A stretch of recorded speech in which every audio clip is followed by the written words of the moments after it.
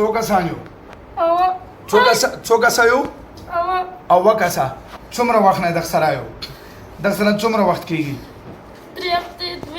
3 هفتې کېږي. څو کسه یو؟ او دغ ته چېشته راغلي یو؟ څه وجې نه ورته راغلي یو؟ لایي راغلي یو. او دغ له تاسو څه څه تکلیف ورکوو؟ کم تکلیف ورکوو دغه ماشوم ته تاسو؟ بېهوشه کوئ. او نور به څه کوو؟ نور به څه کوو؟ غوسه ورولو. نور به څه کوو؟ نور زورونه نه ورکوو. څرنګه زور ورکوو؟ هغه زور وکړو څنګه زور پې کوو؟ وکړو زور پې څنګه زور نه کوو پې هغه وکړو پیاله وکړو زور پې ټیټ زور وکړو پیاله کوو پې زورونه څرنګې وکړه. و دغه ته څه وجې نه راغلي؟ لږ راغلي یو ورته بیا به دغه له تکلیف ورکوو پرېږدوئ. څو کسه یو؟ اوه کسه. اوه واړه مسلمانان یو. نو مسلمانان داسې کوي چې واړه ماشومان نسي. نو تاسو څه له دا وړوکی ماشوم رانیولی؟ دا خو سبق یې مدرسه یې سبق نن څه له وخت کلی دی؟ نو اوس پرې څه له کول؟ دا دومره تاسو په تکلیف کړي نه پلار هم ورسره خفه دی وروڼه او خویندې ټول ورسره خفه دي.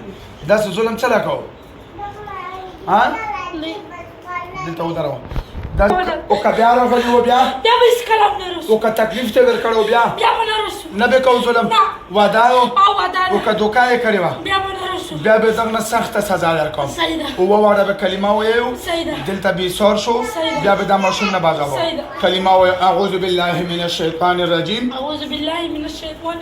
بسم الله الرحمن الرحیم لا اله الا الله محمد رسول الله صلی الله علیه وسلم.